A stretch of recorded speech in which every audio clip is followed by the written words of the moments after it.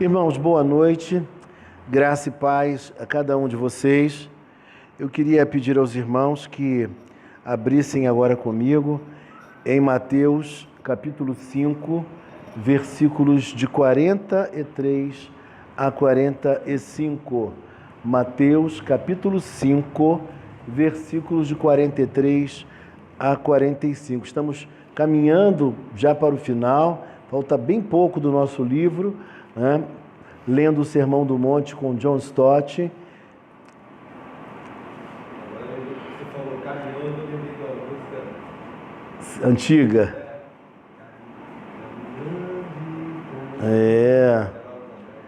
E por acaso os irmãos, capítulo 5, Mateus 5, versículos de 43 a 45.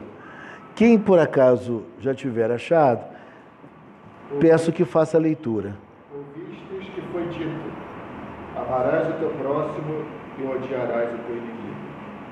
Eu, porém, vos digo: amai os vossos inimigos e orai pelos que vos perseguem, para que vos torneis filhos do vosso Pai Celeste, porque Ele faz nascer o seu sol sobre maus e bons, e vir chuvas sobre justos e injustos. Porque se amardes os que vos amam, que recompensa tendes? Não fazem os publicanos também o mesmo? E se saudardes somente os vossos irmãos, que fazeis demais? Não fazem os gentios também o mesmo? Portanto, sede vós perfeitos, como perfeito é o vosso Pai Celeste. Amém. Louvado seja Deus. Bom, a palavra desta noite fala sobre o amor aos inimigos. Talvez seja uma das tarefas mais difíceis, seja nós amarmos os nossos inimigos. Nós temos visto isso inclusive, nesses últimos dias, nas redes sociais, né? Porque não precisa nem ser nosso inimigo. Agora, as pessoas pensam diferente de nós, né? E a dificuldade é muito grande de aceitar o posicionamento do outro, de confabular, de conversar, ou apenas de divergir no campo das ideias. Parece que a gente extravasa esse campo e acaba se atingindo mutuamente, né? A gente vê que isso tem acontecido nesses dias, e mesmo entre pessoas que se consideram, de uma certa maneira, amigos, colegas, conhecidos, né? Isso é muito numa democracia, e vamos continuar a viver, se Deus quiser. Exatamente, é isso que a gente deve pensar. Bom, mas aí o texto que a gente vai analisar nesta noite, além do texto bíblico, também os comentários de John Stott e também as considerações de cada um de nós, né? O texto diz assim: a declaração da lei foi clara: ame cada um o seu próximo como a si mesmo. Está em Levítico 19, 18. Então veja que o que Jesus falou já estava na lei, só que os judeus olhavam para esse texto de uma maneira muito restrita, e vamos verificar isso já já no transcorrer da leitura. E Jesus amplia o conceito sobre o próximo, não é? Então diz mais o texto: para tornarem mais fácil a obediência ao mandamento, os rabinos definiam o próximo como um companheiro judeu. Então, para os religiosos do judaísmo, as autoridades judaicas, para facilitar a compreensão e até mesmo a prática desse mandamento, eles restringiam o seu significado e diziam que bastava você amar aquele que fosse seu companheiro, aquele que fosse realmente alguém ligado a você, através de ideias, através da própria raça, da etnia e também da religião. É o que vai dizer aqui na sequência. Uma pessoa de meu próprio povo que pertence à minha raça e que abraça a minha religião. Essa era a concepção sobre o próximo para o judeu. Então veja como a percepção era muito restrita, e Jesus vem e alarga essa compreensão, dando ao próximo um sentido bem mais extenso. Posso fazer isso Muito bem. Então, se limito quem é o meu próximo, sou livre para odiar meu amigo, alguém diferente de mim. Consequentemente, foi passada a tradição de que amar o seu próximo e odiar o seu inimigo era a boa conduta, o comportamento normal, era aquilo que se esperava de um judeu religioso. Se ele amasse o seu inimigo, mas amasse aquele que era seu companheiro, aquele que era da sua raça ou da sua religião, ele era um judeu nota 10. Ele estava dentro dos parâmetros da religião daqueles dias. Olha que coisa curiosa. E aí o texto diz mais, vocês podem intervir, tá? Jesus contradisse essa tradição, aceita entre eles, dizendo que seus seguidores deveriam amar os seus inimigos. Se a compreensão deles sobre o próximo era tão curta, tão reducionista, Jesus vai além. Jesus fala que eles deveriam amar, inclusive, a seus inimigos. Olha o quão desafiador é ser cristão, porque envolve não somente amar os nossos pares, aqueles que pensam igualzinho a nós. Nós devemos amar aqueles que pensam também diferente de cada um de nós. E amar aí não diz concordar, né? Não. Ser misericordioso. Ainda que você discorde do outro, é possível você amá-lo. Não há nenhuma contradição em haver uma divergência entre nós e o amor continuar sendo um árbitro das nossas relações. Entendeu? Então isso é muito importante que se diga, sua colocação foi mais do que oportuna. É realmente isso que Jesus quer mostrar para nós com essa fala, né? Aí diz mais o texto ainda, nosso próximo não é necessariamente alguém de nossa própria raça ou religião. Entendeu? Então isso é muito importante porque dentro das línguas semíticas, dentre elas o hebraico, o amor nunca é meramente um sentimento. Não é aquela coisinha que a gente pensa assim, hoje o Sérgio está me agradando, então eu sou amigo do Sérgio, eu gosto do Sérgio. Mas se amanhã ou depois houver um problema qualquer, uma rusga, algo pequenino que seja, o Sérgio para mim acabou. Não é assim, compreende?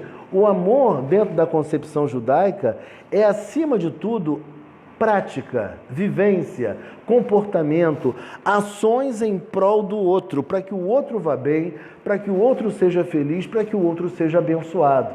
Então, amor, na concepção bíblica, é prática acima de qualquer coisa, vai muito além do que um mero sentimento. Por quê? Vamos falar bem verdadeiramente. Um casal às vezes tem seus problemas, suas dificuldades. Mas já pensou se esse casal só se beijar, se abraçar, nos momentos em que tudo está maravilhoso e muito bem e muito bom? Esse casal talvez tenha bons momentos perdidos por conta dessa postura. Entendeu o que eu quero dizer? Ou seja, o amor, o ato prático de amar o outro, deve ser algo constante, ainda que a gente esteja um pouco chateado, magoado ou até discordando do outro. Compreende? Então, ainda assim, eu preciso fazer coisas efetivas em prol do próximo para que, de fato, esse amor exista. Não adianta vir com aquela conversa de que eu o amo, mas eu não penso nele, eu não o socorro, eu não o assisto, eu não o amparo. Compreende? É disso que ele está tratando aqui. Fala, Isaías. Esse inimigo aqui, no original, esse inimigo, que para nós, inimigo, sei lá, é aquele que não pensa com nós, sei lá, no partido, até no jogo, né? É inimigo e tal. Aham. Mas não é inimigo. Inimigo é uma coisa muito forte para mim. Inimigo é como se fosse uma guerra. Então, esse odiar, amar o teu inimigo. O que acontece? Assim como a compreensão, boa pergunta sua, assim como a compreensão sobre o amigo ela não deve ser restrita, ela deve ser lato, deve ser ampla. Da mesma forma, também o inimigo aqui precisa ser visto num sentido amplo. Por quê? Porque para mim, alguém que pense diferente de mim pode se tornar meu inimigo. Não precisa necessariamente ele cometer um ato agressivo contra mim. Compreende? Então, a maneira de enxergar inimigo aqui também precisa ser muito ampla. Qualquer tipo de pessoa que para você possa ser um inimigo, ou um possível inimigo, ele também continua sendo merecedor do seu amor, da sua oração, do seu cuidado. Ainda que seja um bandido. Ainda que seja um bandido. Porque tem pessoas que às vezes estão até bem próximas a nós, que nós poderíamos chamar de amigas ou não, mas que por vezes, e às vezes intencionalmente nos ofendem, né? Tipo aquilo que costumam dizer, né? Querem pisar no nosso pé, sabem da nossa fragilidade, do nosso calcanhar de Aquiles, e elas vão justamente ali para nos tirar do sério, né? Então, naquele momento, aquela pessoa pode ter sido desleal conosco, e aí você também não pode revidar, retalhar, como estudamos semana passada. Você ainda deve nutrir por ela amizade, amor, carinho e oração. Agora, um bandido que te assaltou, você pode perdoá-lo, você pode orar por ele, mas como nós estudamos semana passada, mas existe um elemento que deve fazer a justiça, que é o Estado. O Estado deve puni-lo, para que nós não tenhamos a tentação de querer fazer alguma coisa equivocada com as próprias mãos. Não pode ser feito isso jamais, né? Jamais. Então, é o Estado que tem a incumbência da parte de Deus de fazer tal coisa. Isso nos preserva. Isso aconteceu com o pessoal da Segunda Guerra, né? Teve judeu que foi perseguido e tal, e foi atrás dos seus soldados que matou os judeus. Acho que isso, né, preserva, né? Tira aquele ódio do nosso coração, né? Eu acho que sim, eu creio que sim. Eu creio que isso faz com que você se sinta satisfeito. A gente estudou isso no direito, né? Então houve um tempo em que havia uma pessoa, um elemento forte, que esse elemento era quem fazia justiça. Depois a sociedade foi evoluindo, foi crescendo, e aí sim o Estado passou a assumir esse papel. Porque se o Estado não cumprisse esse papel, viraria uma sociedade agressiva ao extremo. As pessoas iriam se matar umas às outras, né? Então, o Estado surge justamente para colocar as coisas no seu devido lugar. Por isso, precisamos de um Estado forte, de um Estado que cumpra, atuante, Paulo. É essa a palavra que eu queria. Um Estado que cumpra a sua função. Seja um Estado atuante, não omisso. Porque nós podemos ter um Estado e ter um Estado omisso, que não resolve as questões sociais, os conflitos, os problemas, não é? A questão da violência. Ele é tentado, entendeu? Embora a gente saiba que, graças a Deus, o Senhor nos assiste em nossas fraquezas. Agora, veja só o que Jesus diz, né? Na visão de Jesus. Nosso próximo aos olhos de Jesus é simplesmente um ser humano com uma necessidade, da qual nós, que estamos em posição de ajudar até certo ponto, temos consciência. Vocês lembram da parábola do bom samaritano? Lembram? Passa o sacerdote, passa o levita, e o texto fala com muita clareza que vendo o homem que estava ali sofrendo, né, passavam de largo, ou seja, eles tinham consciência do sofrimento, da necessidade daquela pessoa, mas ainda assim passavam de largo.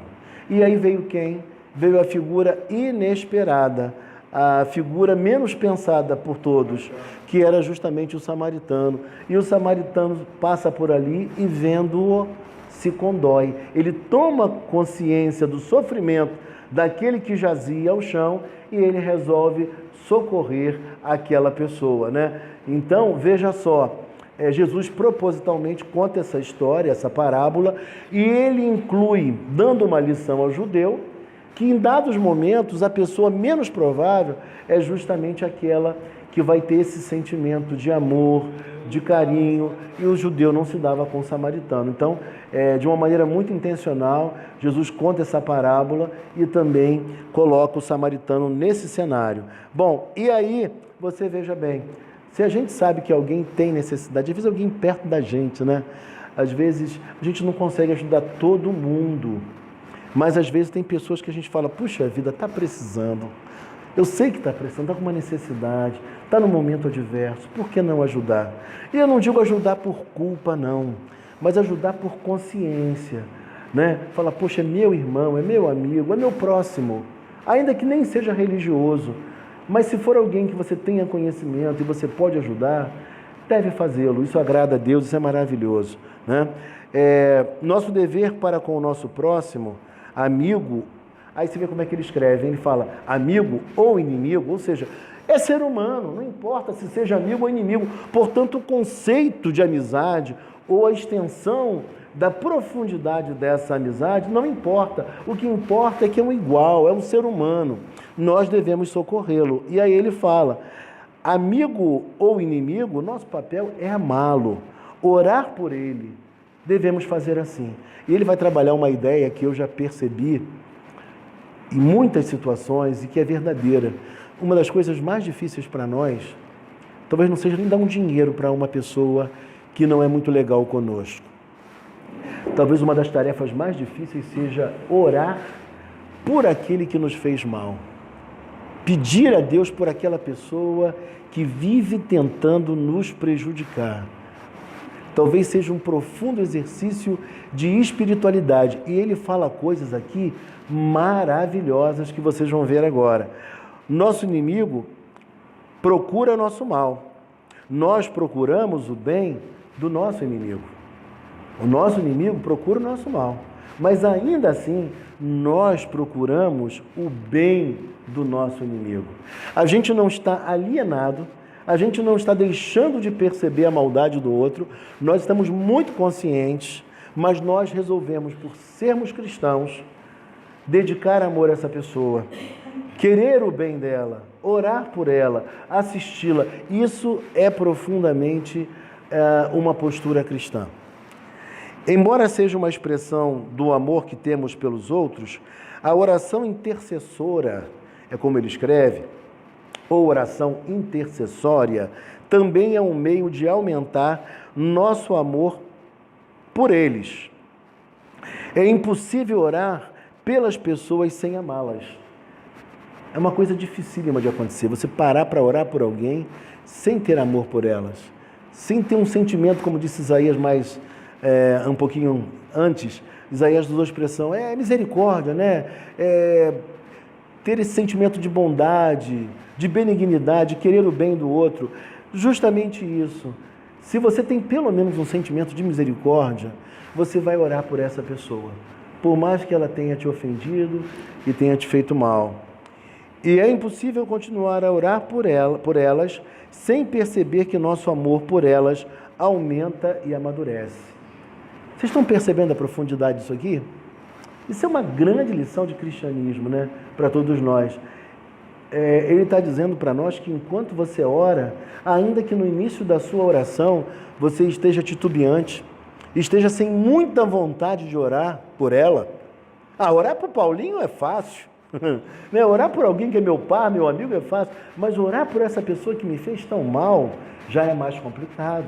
E aí ele diz que quando nós começamos a orar por essa pessoa ou por essas pessoas, algo acontece dentro de nós. Há um crescimento, um aumento desse amor por essa pessoa. Entendeu? É o que acontece. A nossa relação com Deus e com o próximo é uma relação mais madura, é de amadurecimento. Que coisa especial. Não devemos, portanto, esperar até que sintamos em nosso coração um pouco de amor por nossos inimigos para começar a orar por eles. Existem coisas na nossa vida que o sentir é profundamente enganoso. Por exemplo, não estou com vontade de falar com Paulo. Não estou com vontade de falar com o Sérgio. Gente, mas você deve falar. Ah, mas não é do coração. Eu tenho que sentir. Meu irmão, se eu só fizesse as coisas que eu preciso fazer quando eu estou sentindo, muita coisa necessária, útil, boa, eu deixaria de fazer. Então, o sentimento é profundamente enganoso. Então, nas nossas relações de amizade, de carinho, de afeição, de casamento, de convivência com os nossos vizinhos, colegas de trabalho, nós precisamos falar com eles, dedicar atenção e amor, ainda que não tenhamos mais tanta vontade de fazer isso. Você quer ver uma coisa?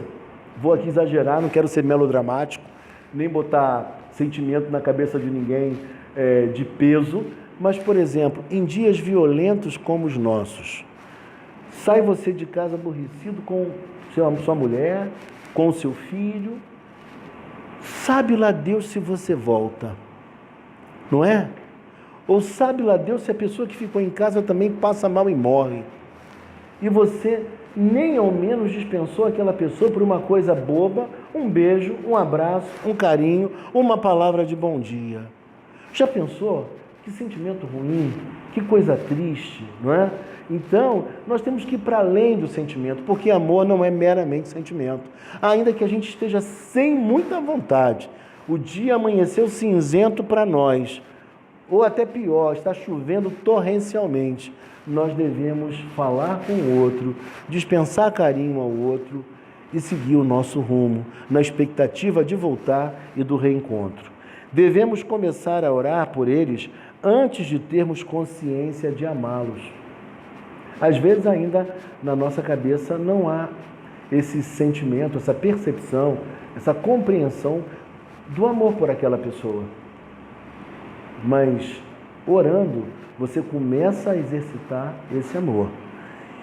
E veremos nosso amor se transformar em um broto e depois uma flor. Ou seja, o que ele quer dizer aqui? Que o amor, ele cresce. O amor se desenvolve. O amor deve ser praticado, porque somente praticado, ele cresce e ele se desenvolve. Por isso tem algumas ideias aí, que eu ouço no mundo, pessoas que dizem assim, por exemplo, fazer um adendo aqui no que eu estou dizendo, tá? Então, pessoas falam assim, eu preciso conhecer meu parceiro antes do casamento para ver se a gente se afina, para ver se a gente se entende, para ver se a nossa relação de intimidade vai ser legal.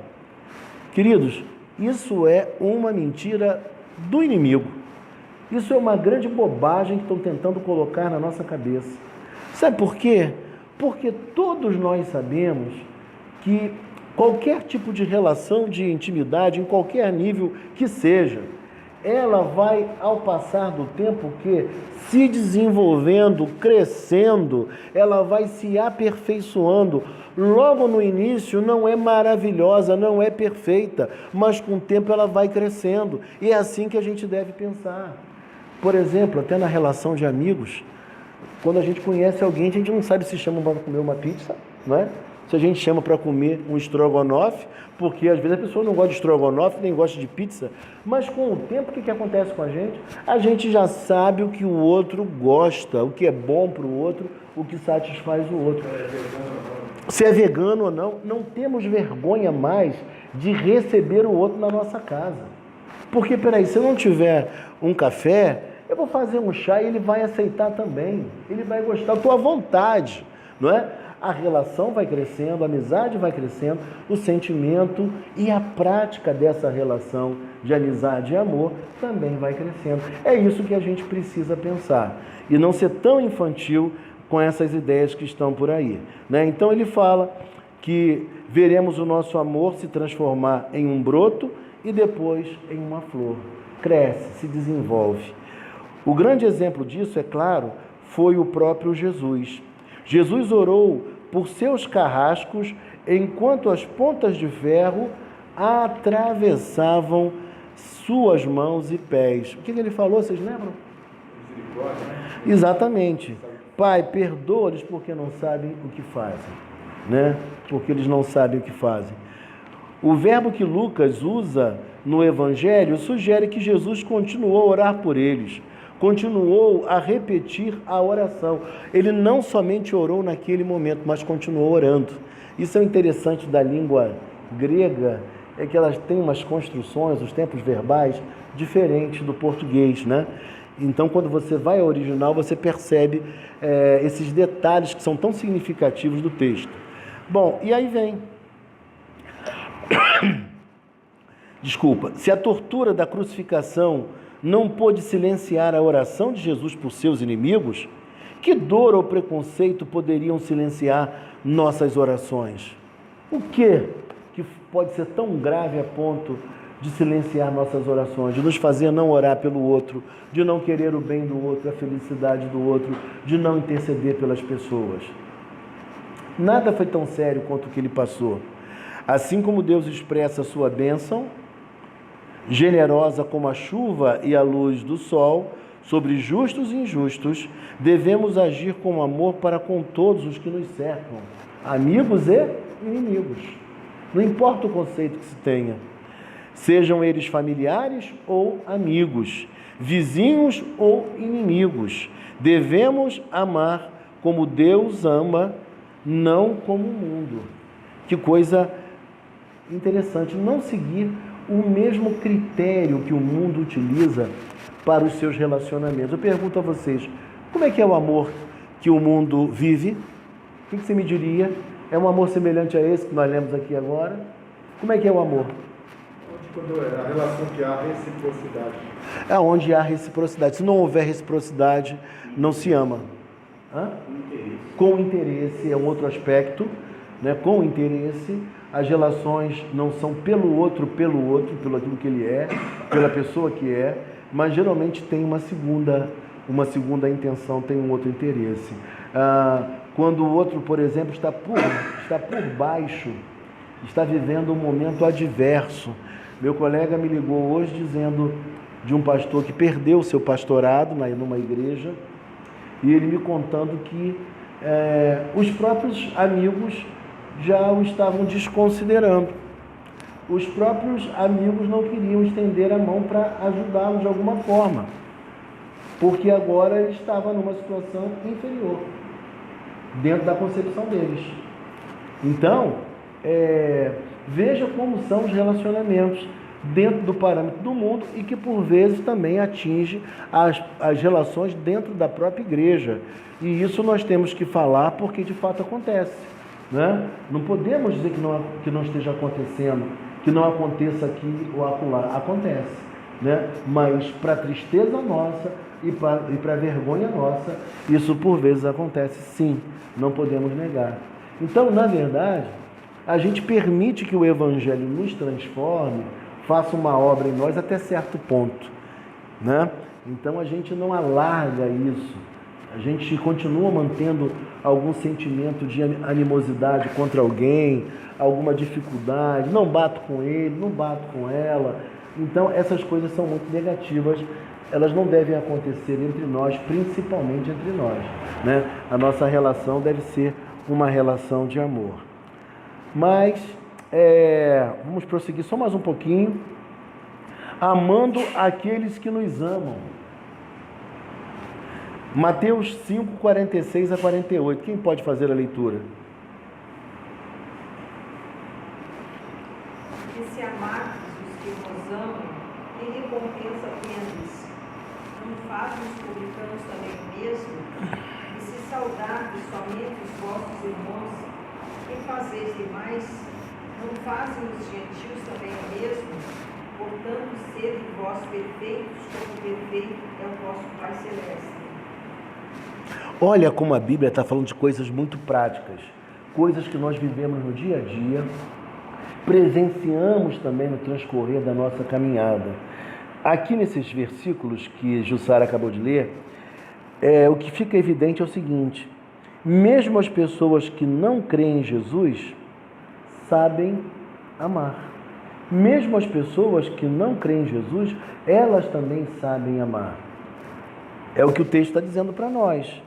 As pessoas caídas em um mundo caído ainda podem mostrar níveis profundos de amor. Amor, por exemplo, com os pais. Tem pessoas que não são religiosas, não são evangélicas, mas elas têm um profundo amor pelos pais. Isso é muito forte nelas. Eu me preocupo muito com esses dias nos quais estamos vivendo, porque são dias em que as relações são muito frágeis. São dias nos quais nós estamos sendo ensinados a não valorizar a família, mas valorizar, por exemplo, o Estado. Estão querendo que a criança, com 5 anos de idade, ela não pertença à família, mas ela pertença ao Estado. Isso é uma loucura. Essa gente está devaneando, cara. É um devaneio, uma loucura total, né? É a família que gerou, que gestou, e por Deus deve ser um ambiente para a criança crescer e se desenvolver emocional, espiritualmente e também de forma educacional. É na família esse lugar. Mas o que a gente observa é que, mesmo entre as pessoas que não são evangélicas, há esse tipo de amor. E aí minha preocupação, volto ao que eu estava dizendo, a minha preocupação é que nós estamos envelhecendo, a tendência é cada vez maior, a longevidade aumentar e com boa qualidade de vida até, mas a pergunta que fica qual é? Será que uma geração que tem sido ensinada a idolatrar o Estado, a menosprezar as pessoas e a família, será que essa geração vai saber realmente cuidar dos idosos? Vai amar a seus pais e a seus avós? É a pergunta que fica, não é? Então, isso é muito preocupante. E, às vezes, nós encontramos pessoas que não são cristãs, mas com profundo amor pelos seus genitores. Isso é prova da graça comum também, né? Que possibilita que tanto crentes como não crentes tenham essa condição de se relacionar. Oi? Vem da criação, mas o que acontece? Além da criação, nós estamos recebendo uma educação que ela é precária, ela é tendenciosa e ela penetra dentro da nossa casa, mesmo a criança ainda sendo bem pequenina. As crianças estão assistindo, por exemplo, os youtubers da vida, que ensinam coisas pela televisão contrárias à família. Nós temos visto, por exemplo, nas escolas, os professores também ensinando aberrações aos filhos, entendeu? Então, são coisas que estão presentes nesses dias, né?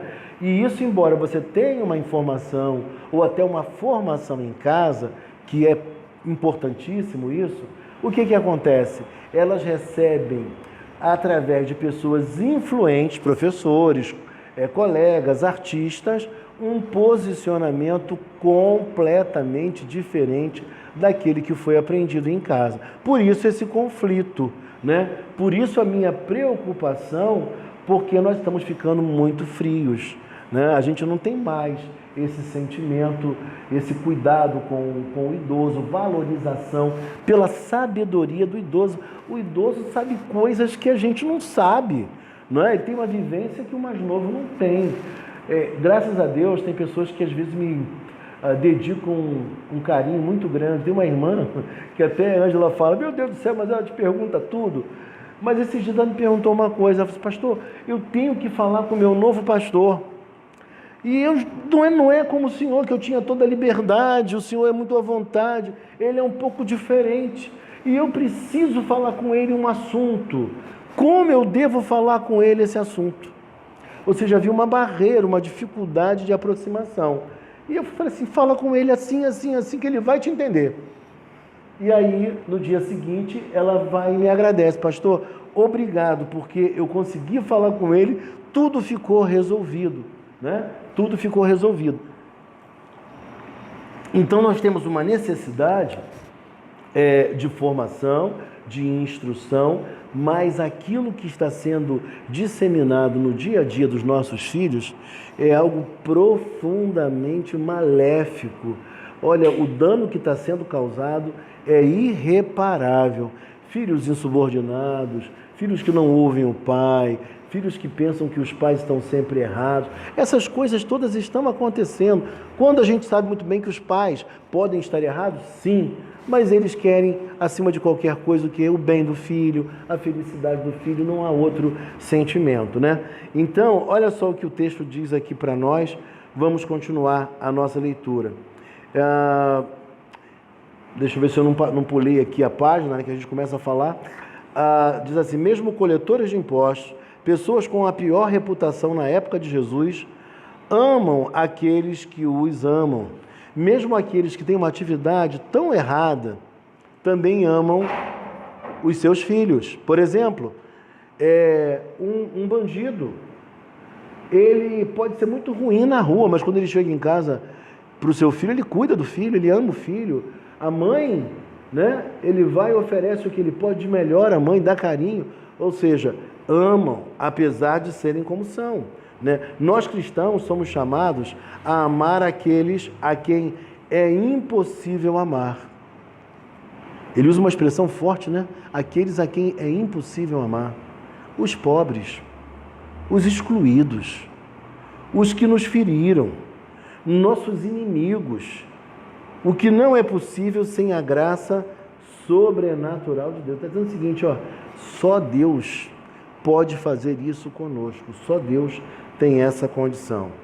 E aí diz mais o texto: se amamos apenas aqueles que nos amam, não somos melhores do que os descrentes. Por quê? Porque os gentios, os descrentes, aqueles que não são evangélicos, eles fazem isso. Isso para eles não é desafio nenhum, não há diferença nenhuma. Fala, Paulo. É mole, eles conseguem fazer. Se nós o fizermos também, até aí nada demais. Veja se eu não estou enganado. Abra, por favor, Paulo, Mateus 5:20. Mateus 5:20. Mais alto. Não exceder em muita dos escribas e fariseus, jamais entrarei no reino dos céus. Você podia ler mais uma vez mais alto, Paulo, para poder gravar aqui? Eu vos digo, se a vossa justiça não exceder em muito a dos escribas e fariseus, jamais entrareis no reino dos céus. Está vendo? Os escribas, os fariseus, os religiosos da época faziam isso. Eles que eram a nata da sociedade. Era fácil fazer isso. Os coletores de impostos faziam isso. Os corruptos faziam isso, como fazem até hoje isso. Mas o nosso grande desafio é o que diz o texto. A nossa justiça precisa exceder em muito a dos escribas e dos fariseus. Não sei se é Paulo que fala, a ninguém fiquei devendo coisa alguma. Exceto o amor. Então veja só, né? É mais um texto que vem corroborar com o que a gente está falando aqui. Não basta que os cristãos se assemelhem aos não cristãos em se tratando de amor. Não basta, é pouco. Devemos excedê-los em virtude. Nossos atos de justiça devem exceder os atos de justiça dos religiosos. E aí eu me lembrei de um versículo bíblico, eu pedi para vocês abrirem aí, me lembrei de um versículo que está em Efésios 3,19. Me ocorreu esse versículo bíblico, Efésios 3,19. Então, primeiro que nós falamos, né? Mateus 5,20, e agora Efésios 3,19. Vamos ver.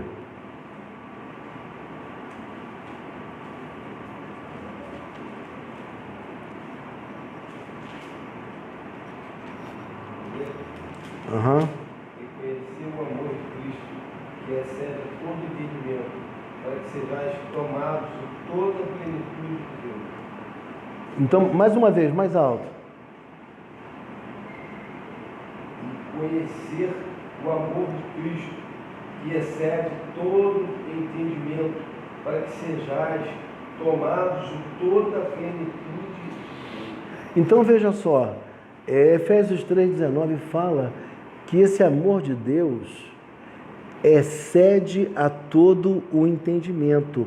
Ele vai para além da nossa capacidade de compreensão. É um amor extremo, é um amor copioso, grandioso, maravilhoso. né? Ele está para além da nossa capacidade de racionalizá-lo. É algo muito profundo, né? E é justamente esse nível de amor que nós precisamos vivenciar nas nossas relações, tá? E aí a palavra de Deus, a palavra diz aqui ainda, a palavra aramaica que Jesus a palavra aramaica que Jesus pode muito bem ter usado significa incluindo a todos.